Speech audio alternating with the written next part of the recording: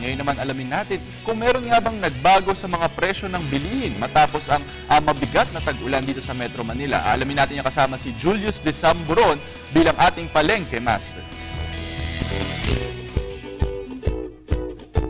Ngayon pong araw ng Huwebes, ika-22 sa buwan ng Agosto 2013, kahit bumubugso po ang malalakas na pag-ulan dito po sa Kamaynilaan. Good morning mga boss, nandito po tayo ngayon sa area ng Balintawak Market sa Quezon City. At ngayon pong araw ay titignan po natin kung nagbago ba ito pong presyo ng ating mga isda. Dahil nga kahit nga po nakalabasan ng Philippine Area of Responsibility itong si Bagyong Maring, ay may epekto pa rin po.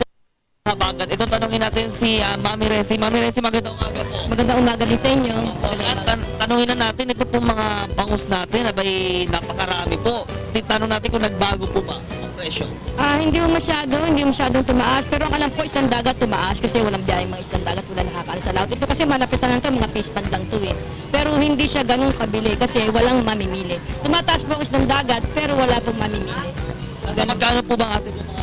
Katulad po nito, ayan to, 90, 80, ganun lang po ang presyo niyan. Dati yan, nung pagkaano, naging 100 yan. Ngayon, ganun lang ang presyo, 80, 90. 80, 90 po. Yung mga ganun naman po mga malalaking style po. Nasa... Ganun din po ang presyo. Ito, 70. 70 to 90 pesos po ang range. Minsan eh. Opo, dito po sa mga tilapia natin. Tilapia, ganun, mataas din po tilapia pero hindi po siya maitaas ng benta. Ganun din po. Kung nabentahan ng normal na walang ulan, walang bagyo, ganun din ang benta, hindi po nagbago. 75, 70, 80. Yan, hindi po tumaas. Cream durian, So, magkano? 100 ang kilo, ang walang butas, 140. Opo. Andito po. Ito, maya-maya tabang, 90 ang kilo, ang may butas, 60 ang kilo. Opo. Yung presyo po. Opo, tumataas. Bumababa, tumataas. Ganun ang presyo ng isda. Ngayon po bang araw? Tumaas o bukas? Taas talaga ngayon araw. Bakit po? Ano po nga? Sa bagyo po ba? Talagang mataas ang isda pag kulang ng huli sila. Oo, pag marami silang huli, bumababa ang isda. Kami susunod. Pag taas sa Pakyawan, taas din dito. Baka bukas pwede ding bumaba, pwede Hindi namin alam.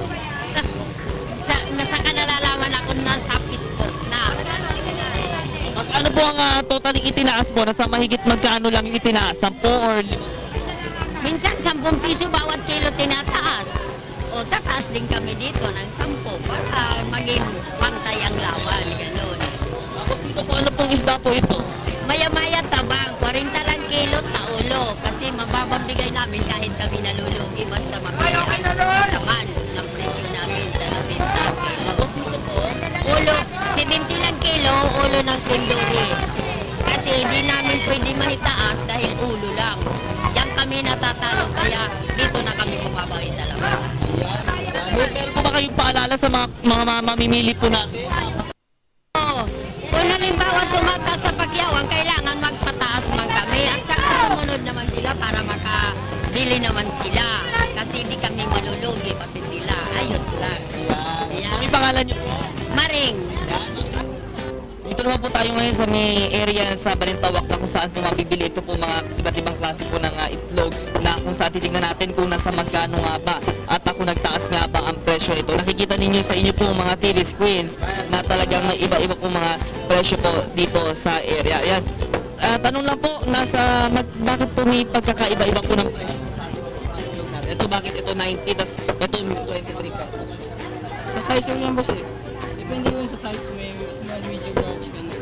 Nagtaas ba yung presyo na itlog natin kahit bumaba? Wala, boss, mababago. Walang pagbabago. No, nakikita niyo mga boss na ang mga presyo ng mga itlog natin is ranging from 19 pesos to 23 pesos. 5 piraso lang. Eh, yung isang tray magkano? 110, 115, 120, 125, 130 pesos. Hanggang 150 pesos. Dito sa mga itlog ng pugo natin, nasa magkano? 125 po. So kung even suppliers, hindi siya ganong nag-affect. Okay, salamat. Kuya, pangalan niyo po? Hindi po. Ito mga isda ito. Ayan. Yan. Sir, opo. Ayan. Magkano itong Sandaan. Tapos dito, 140 po. 140 na dito, taas. Opo, tumaas.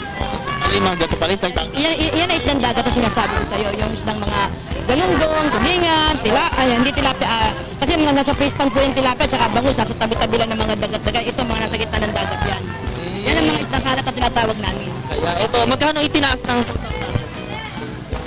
Sa 500 din. kumbaga parang magkano na ito? Sandaan, dating 70. Kung ba 30 pesos pa lang itinaas pala nito. Ito, anong isda ito? Tulingan. Magkano yung tulingan natin? Ayan, sandakan po. Opo.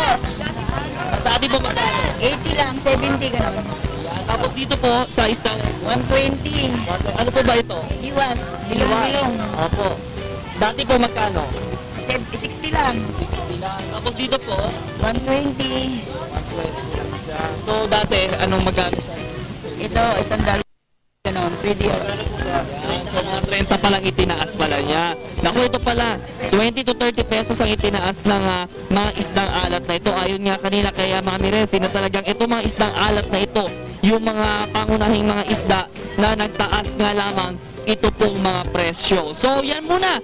At nakita natin na may mga konting paggalaw sa presyo ng ating mga bilihin at mga isda dito sa may area nga ng Balintawak Market sa Quezon City. Yan muna ang pinakuling mga sitwasyon. Ingat po tayo mga kababayan sa inyong pong pagbiyahe at paglabas po ng inyong mga tahanan.